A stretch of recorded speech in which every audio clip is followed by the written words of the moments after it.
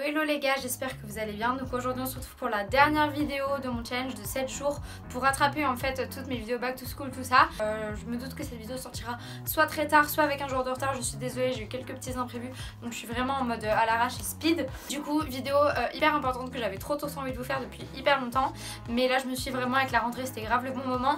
C'est 10 habitudes saines à prendre pour cette rentrée. Donc une habitude, une bonne habitude que vous n'avez pas forcément, enfin ça se prend pas comme ça du jour au lendemain, et encore moins si vous prenez genre 5 nouvelles habitudes en même temps. Vous ne tiendrez jamais, vous allez tenir une semaine puis vous allez tout laisser tomber d'un coup. Donc quand vous voulez avoir une nouvelle habitude, vous prenez une habitude après l'autre, voilà, comme ça.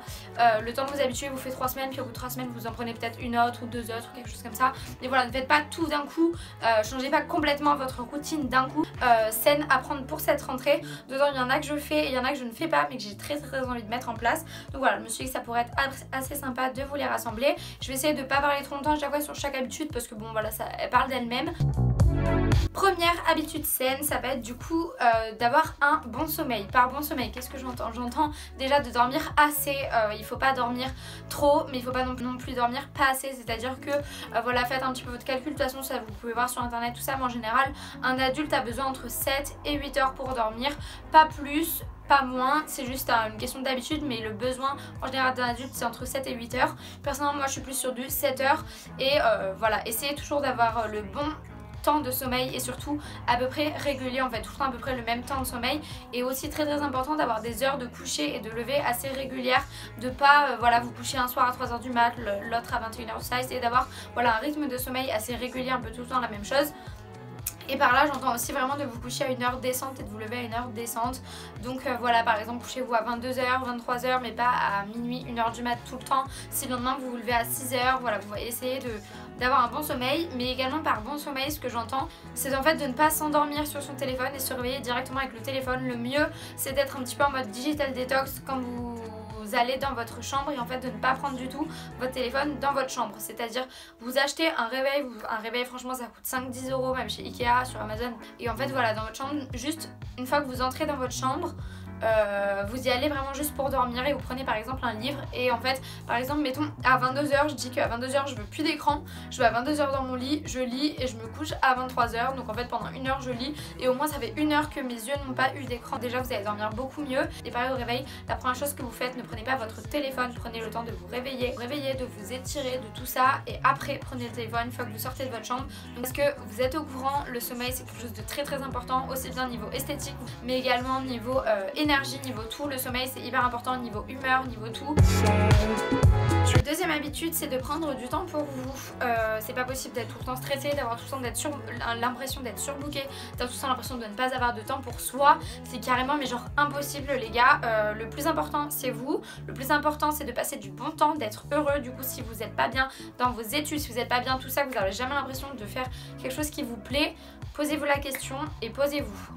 Dites-vous que voilà, le plus important c'est vraiment d'être heureux, et du coup programmez-vous chaque jour, chaque semaine du temps pour vous, du temps pour avoir du temps libre pour faire des choses qui vous plaisent, mais également pour vous cultiver, pour grandir intérieurement en fait, pour vous inspirer, avancer dans vos objectifs. Voilà, plein de choses. Vraiment le plus important c'est de savoir ce qui vous rend heureux et de le faire chaque jour et chaque semaine, et de prendre du temps pour vous. Genre vraiment pas possible de dire que vous êtes surbooké entre les tâches ménagères et machin et les cours et le travail et tout ça. Ce n'est pas possible. Le plus important c'est vous. Troisième habitude hyper importante selon moi, et qui permet vraiment d'être heureux, d'être épanoui et voilà, d'être clair et tout ça, c'est d'avoir un intérieur qui soit propre, rangé et trié. Donc je vous dis pas non plus d'être minimaliste tout ça. Moi c'est vrai que j'aimerais tendre vers là, mais je suis très loin, très loin de ça. Mais c'est vrai que vous êtes forcément au courant. Par exemple, vous ne pouvez pas bosser si sur votre bureau il y a du bordel partout. C'est la même chose avec votre appartement, avec votre maison, avec votre chambre, avec tout. Si c'est le bazar, si c'est plein de petits trucs en fait de partout qui ne vous servent à rien, qui juste encombrent votre esprit, vous ne serez pas bien. Donc s'il vous plaît, faites le ménage régulièrement, rangez régulièrement. Mais quand j'ai régulièrement, par exemple ranger c'est tous les jours. Ne vous retrouvez pas en fait à la fin de la semaine avec des tas de partout. Rangez chaque jour, faites le ménage régulièrement, et surtout trier régulièrement. Pourquoi pas une fois par mois faire un petit tri, tout ça, pour enlever tout ce qui encombre votre esprit, tout ce dont vous n'avez plus besoin. Revendez, donnez-le à des personnes qui sont plus dans le besoin que vous, et vous verrez que vous sentirez tout de suite beaucoup mieux. Quatrième habitude hyper importante selon moi du coup, c'est de se bouger, de faire du sport, de trouver quelque chose. Donc voilà, selon moi le plus important c'est vraiment de se bouger, pas forcément de faire du sport. Le sport ne plaît pas à tout le monde, même si je pense que tout le monde pourrait trouver quelque chose qui lui plaît. Mais déjà bougez-vous, marchez beaucoup plus, essayez de faire un maximum de pas par jour. C'est vrai que moi j'essaye de me fixer 10 000 pas par jour en semaine, au moins le week-end un peu plus tranquille. Mais déjà en semaine j'essaye de me bouger, de me donner 10 000 pas par jour. En général je suis pas trop loin avec les allers-retours, tout ça. Prenez le métro une station plus loin, tout ça. Voilà, marchez, prenez les escaliers plutôt que les escalators. Voilà, essayez d'être actif un maximum, dansez, voilà, amusez-vous, mais essayez d'être actif, suivez vos pas, vous avez forcément sur votre téléphone tout ça, quelque chose pour ça. Essayez de trouver un sport, même si c'est pour seulement 1 ou 2 fois par semaine, essayez de vous trouver un sport qui vous plaît. Personnellement, moi par exemple, la musculation, ça ne me plaît pas, la muscu ça ne me plaît pas, je me suis inscrite souvent, mais moi les sports qui me plaisent, c'est la danse. Voilà, c'est les fitness en fait, vous savez, les cours avec des profs, tout ça, et on bouge tous ensemble. Voilà, donc trouvez un sport qui vous plaît. Un sport ça peut être tout n'importe quoi, ça peut même être du ping-pong, mon petit cousin veut se mettre au ping-pong, ça peut être de la boxe, c'est pas forcément la salle de muscu, mais voilà, essayez de bouger, vous verrez que votre esprit se portera beaucoup mieux quand vous avez fini de faire une séance de sport, tout ça. Vous vous sentez, en fait c'est dur d'y aller, mais vous vous sentez tellement bien, après vous avez un putain de bien-être en fait, je sais pas, vous êtes trop bien. Cinquième habitude qui selon moi est assez importante, c'est de manger sain en fait, de trouver un équilibre dans ses repas. C'est pas forcément bon quand on est étudiant par exemple, beaucoup ne mangent rien à part des pâtes et des cordons bleus et des pizzas et tout ça, et je vous jure vous vous sentez pas forcément bien. Donc je dis pas genre soyez au régime machin, mais essayez de trouver un certain équilibre en faisant 80% de sain, 20% de pas bon. Si on vous dit 5 fruits et légumes par jour, c'est qu'il y a une raison. Donc voilà, essayez de manger sain, de vous inspirer à travers voilà, toutes les vidéos YouTube qu'il y a, toutes les recettes que vous avez sur Pinterest, Instagram, tout ça. Prévoyez vos repas à l'avance, essayez de manger ça un maximum du temps, et voilà, comme ça les 20% restants vous pourrez voilà, sortir dehors, vous faire un McDo, votre corps vous remerciera, et même vous sentirez, vous aurez plus d'énergie, vous sentirez pas ballonné, vous sentirez moins lourd, tout ça. Donc voilà, c'est quelque chose d'assez important. Essayez en fait d'avoir une alimentation plus intuitive. Si vous avez faim, mangez. Si vous n'avez pas faim, ne mangez pas. Essayez de retrouver en fait la sensation de faim, la sensation de satiété. Si vous n'avez plus faim, que c'est juste par gourmandise, ne mangez pas. Voilà, essayez vraiment d'avoir une alimentation intuitive, et surtout très important, hydratez-vous. Essayez de boire 2 litres d'eau par jour. Sixième habitude selon moi qui est assez importante, c'est d'essayer de moins dépenser, et là je parle également pour moi. Donc là depuis un moment je me suis quand même calmée depuis à peu près 1 an, mais voilà, essayez de moins dépenser, essayez d'épargner, d'économiser, de mettre de l'argent de côté pour vos objectifs, et surtout de calculer en fait, de voir quelles sont vos dépenses superflues.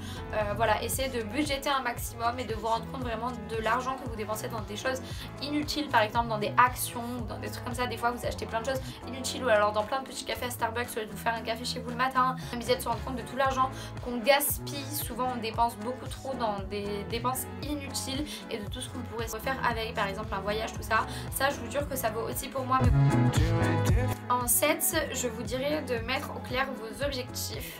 Du coup c'est très important d'avoir toujours des objectifs qui sont sur papier, qui sont au clair, qui sont affichés quelque part où vous passez tous les jours, et de toujours se rappeler de vos objectifs. Mettez-vous des objectifs à court, moyen et long terme, et voilà, essayez de réaliser vos objectifs. Soyez vraiment vivant, ayez des objectifs, et voilà, plutôt que voilà, se laisser vivre en fait. Tenez-les au maximum et faites tout pour y arriver chaque jour.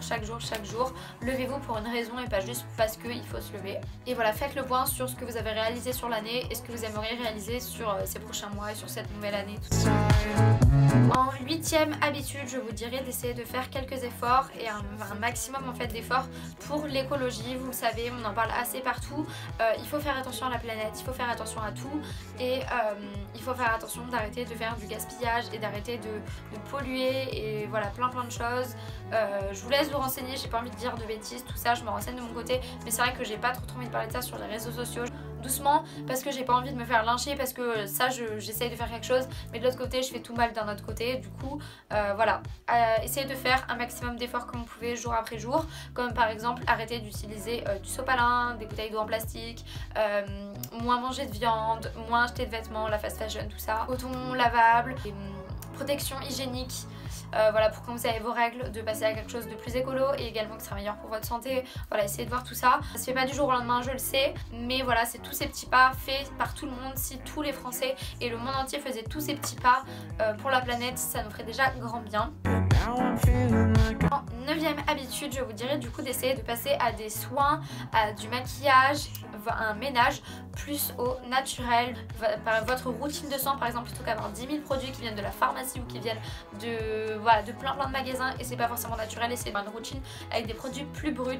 Pour la nourriture saine, essayez de faire à partir de produits bruts. Voilà, si vous, plutôt que d'avoir des crèmes machin avec de l'aloe vera, prenez de l'aloe vera pur. Voilà, tout ça, plutôt que vous démaquiller avec des produits hyper chimiques, tout ça démaquiller à base d'huile, par exemple d'huile de coco, l'huile de jojoba, tout ça. Voilà, essayez d'avoir une routine de soins plus naturelle. Les produits pour les cheveux, pour les soins, pour le corps, tout ça. Dans la douche, essayez d'avoir plutôt juste un savon qui en plus comme ça, on en profite. Il n'y aura pas d'emballage plastique, mais genre juste un savon dur, savon de Marseille ou quoi, j'en sais rien, pour vous laver. Et c'est pareil pour nettoyer. Moi j'ai envie de passer plutôt à une routine de ménage au naturel, à faire ma lessive moi-même, à utiliser du vinaigre blanc, enfin...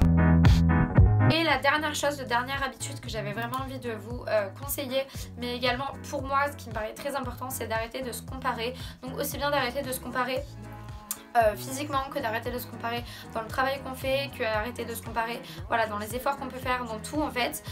Faut se dire que chaque personne est différente, que chaque personne ne part pas du même point de départ et n'arrivera pas à la même chose. Chaque chemin est différent et l'important c'est de faire un effort, l'important c'est de faire de son mieux, que ce soit physiquement, que ce soit pour tout. Personne n'est pareil, tout le monde est unique et voilà, chaque travail est différent. Donc c'est pas parce qu'une personne par exemple va mieux faire que vous son boulot que vous êtes moins bien, non, c'est juste peut-être qu'elle à la base a plus de facilité ou que cette personne à la base part pas du même point de départ que vous. N'ayez pas peur de la réussite, n'ayez pas peur de la réussite d'autres personnes non plus, ne soyez pas jaloux, il y a de la place pour tout le monde et soyez plutôt heureux et il faut que ça devienne une source de motivation. Voilà, il y a du bonheur pour tout le monde, de la réussite pour tout le monde. Et voilà, bon bah c'est à peu près tout pour cette vidéo. J'espère que cette petite vidéo vous aura plu, que les habitudes que je vous conseille, bah voilà, vous en prendrez certaines pour cette rentrée pour démarrer sur de bonnes bases. Voilà, j'espère que ça vous a plu. N'hésitez pas à me dire en commentaire certaines habitudes que j'ai pas forcément énoncées mais que vous pensez assez utiles, assez importantes pour bien démarrer l'année. Je vous fais d'énormes bisous, on se revoit bientôt dans une nouvelle vidéo. Bisous. Et j'espère du coup que ce challenge de cette vidéo pour la rentrée, pour partir sur de bonnes bases, etc. vous ont plu. N'hésitez pas à me dire voilà vos impressions de tout ça. Je ne sais pas si vous avez suivi un petit peu cette vidéo pendant 7 jours. En tout cas, je vous fais d'énormes bisous. On se revoit bientôt dans une nouvelle vidéo. Bisous.